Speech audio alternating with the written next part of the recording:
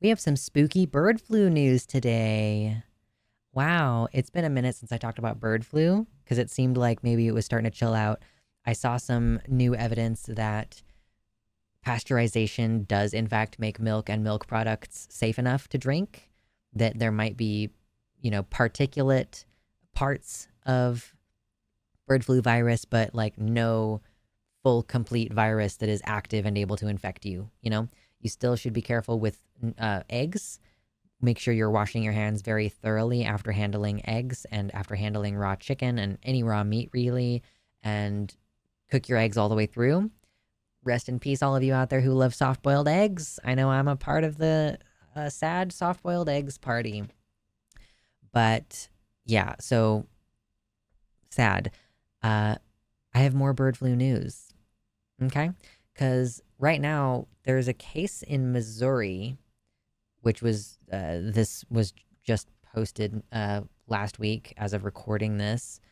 CDC has confirmed a human case of avian flu, bird flu, reported by the state of Missouri. Now, there have been several other cases of bird flu reported in humans, but it is typically from people who are uh, working directly with the animals that are sick. So we're having some illness that could be transferred by being exposed to the fecal matter of sick animals, but that's like pretty much it. And there's only been like 14 cases, I think, in the US of that. This case is out of the ordinary because this is not a person who works with animals. So the case was identified through the state's seasonal flu surveillance system. Specimen forwarded it to CDC for confirmatory testing per usual protocols and has been confirmed. Missouri DHSS reports that the patient, who was hospitalized, had underlying medical conditions, was treated with influenza antiviral medications, subsequently discharged, and has recovered. There is no immediate known animal exposure and no ongoing transmission among close contacts or otherwise identified in this case. So this is the 14th case for a human having H5N1. That's right, H5N1. I think it's H5N1. Reported in the United States during 2024, and the first case of H5 without a known occupational exposure to sick or infected animals.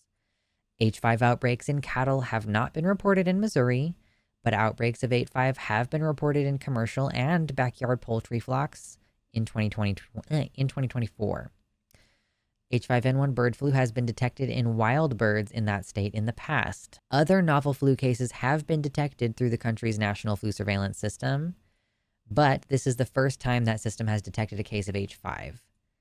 Targeted H5 outbreak-specific surveillance has been conducted as part of ongoing animal outbreaks and has identified all the other cases.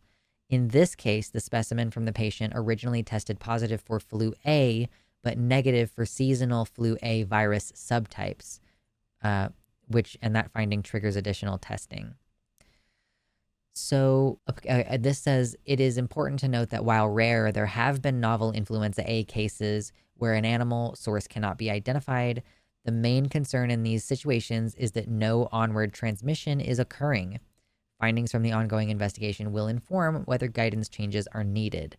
So this is basically to say that you do need to still be very careful with food.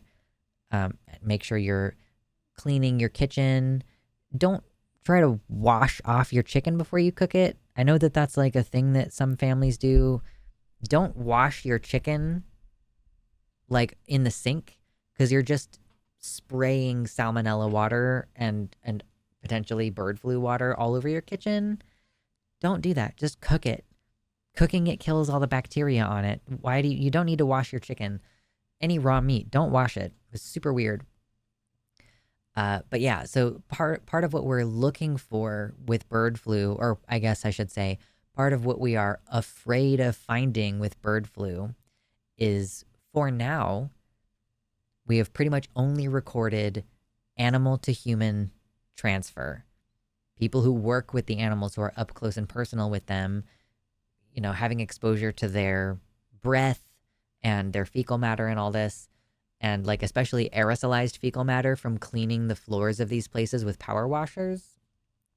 But what we're afraid of happening is human to human contact transfer, because then we're dealing with another COVID level pandemic of this like super deadly illness. Because yeah, as of right now, the virus has not mutated to like me breathe it out and you breathe it in and you get sick. Mitternacht and I are here to ask you to hit like on the video.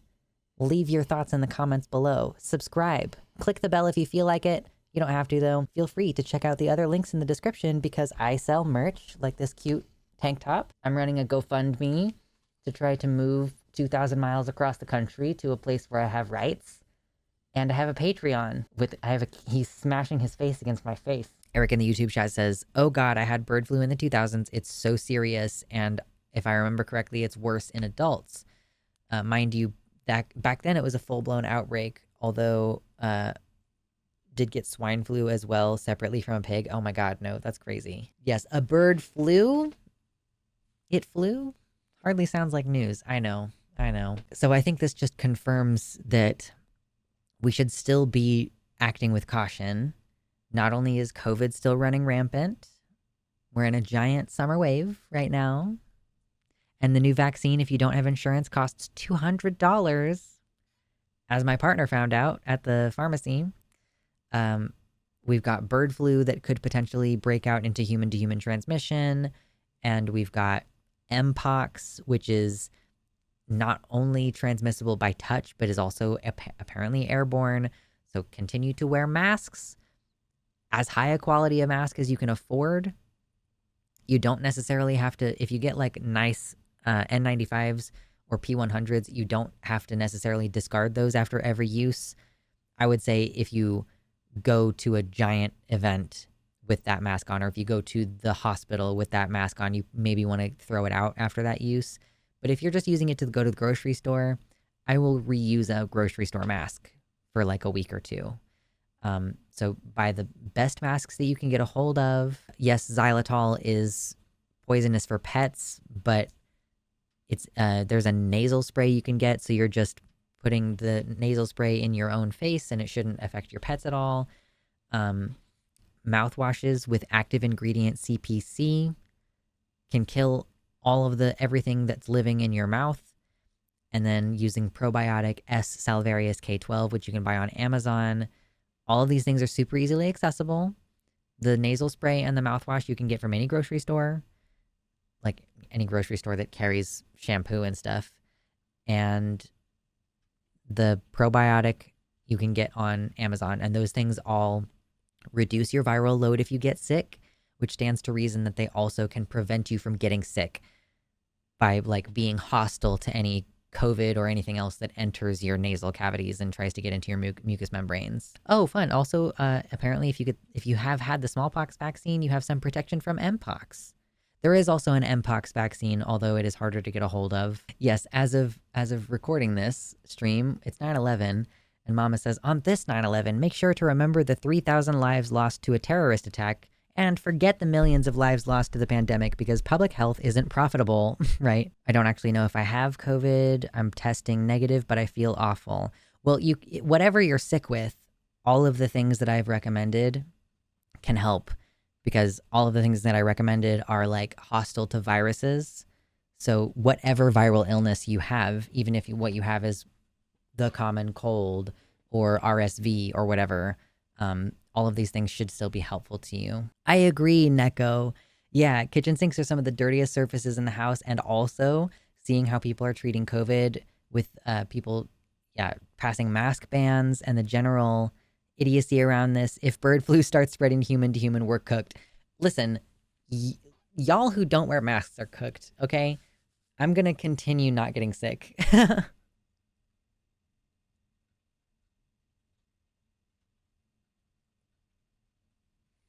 I use mouthwashes, but xylitol and K12 are expensive.